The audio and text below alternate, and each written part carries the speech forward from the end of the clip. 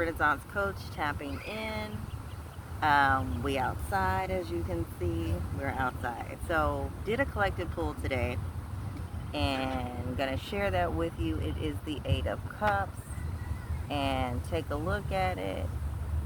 See what comes up for you there, and then I'll dive into it. In case you haven't tapped in with me before, I am a coach, regressionist, subconscious consultant, and yeah, we're all about progress. So, helping you to make progress in your journey. So, that's the perspective we're going to be talking about, the Eight of Cups today, as it relates to the current energy that we're in during this time. So, just giving you a little bit of time there to reflect on the card, take that in, because our mind connects with the symbolism on the cards. All right.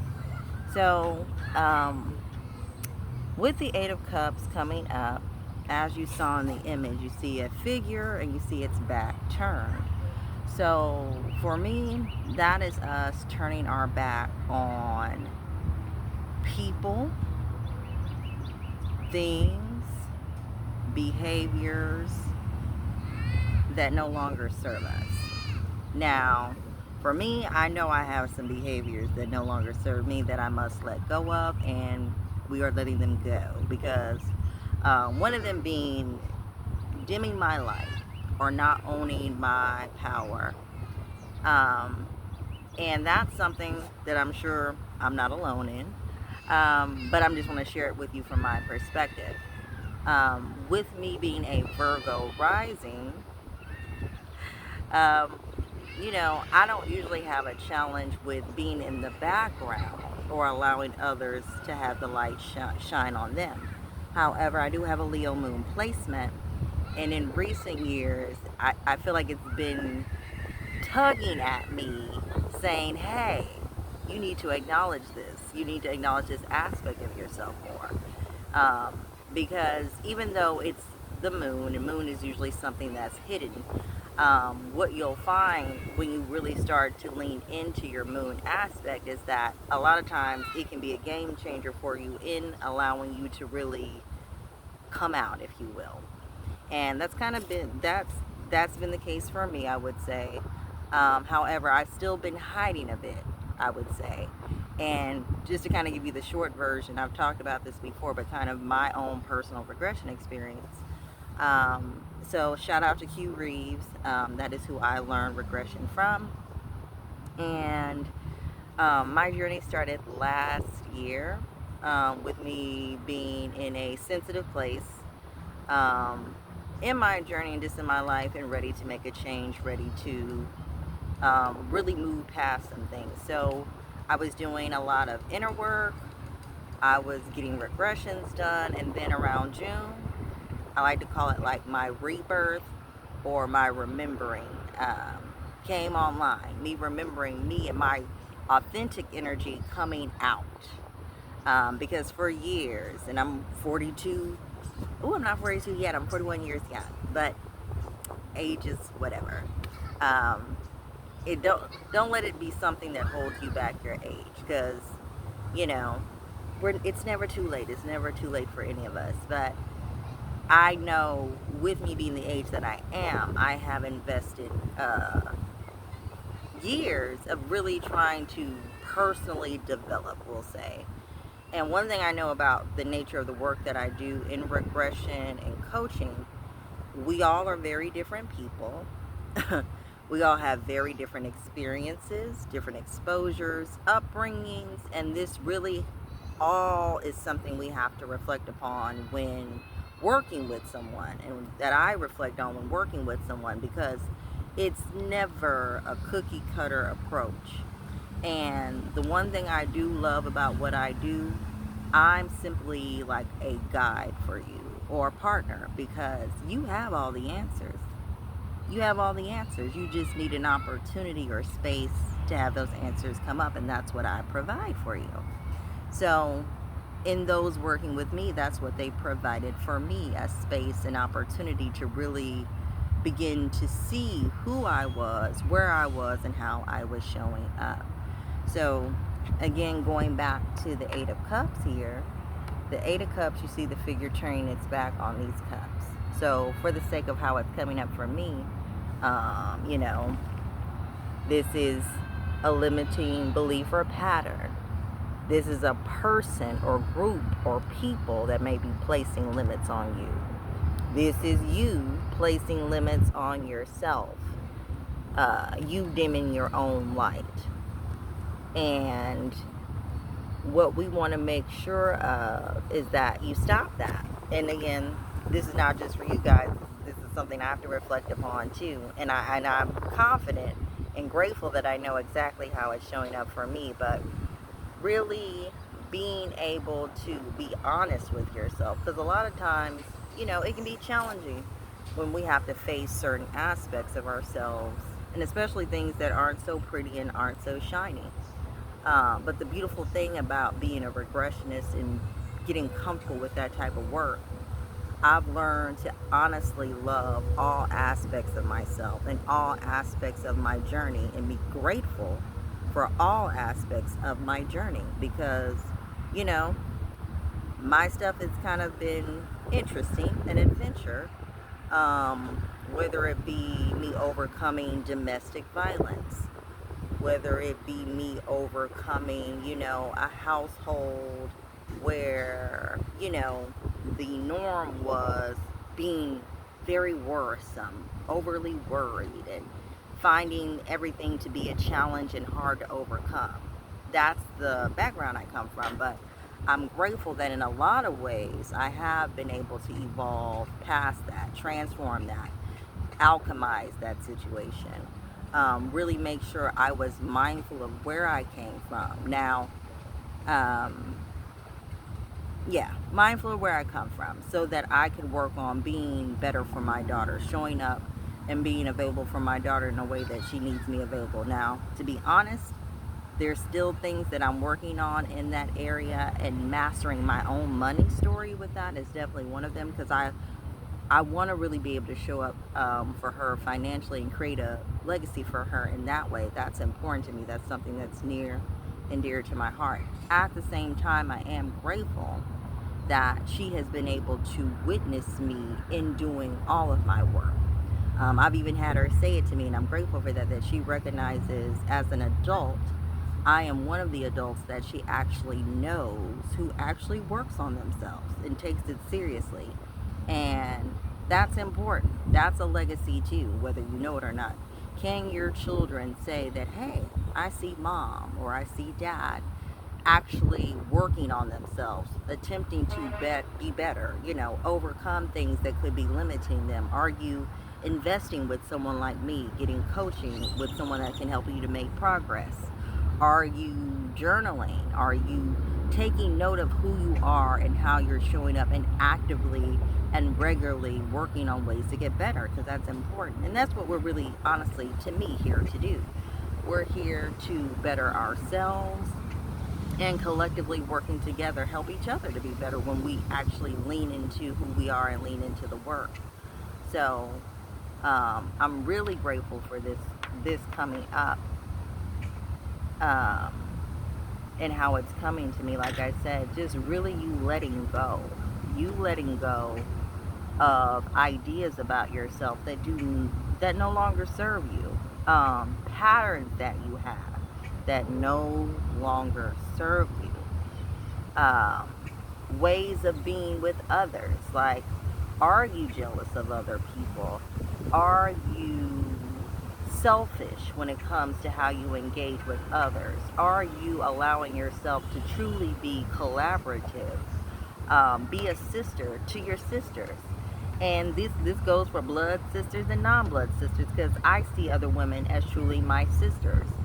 A lot of times we're reflections of each other, and when we allow ourselves to move past like negative ideas about ourselves and negative ideas about others, we can really be supportive and helpful to one another. That's important. So as women, us really showing up for ourselves and showing up for each other to support each other, that's important. Every woman that I know personally, and every woman that's even in my life right now, Whether we are like besties or not, I've learned something from them. They have something about them that's actually admirable, something that I can learn from and grow from. Whether it's based upon something they're actually doing well or maybe something they didn't do well. But I honor them for who they are and their journey and where they are, and them being available to learn from.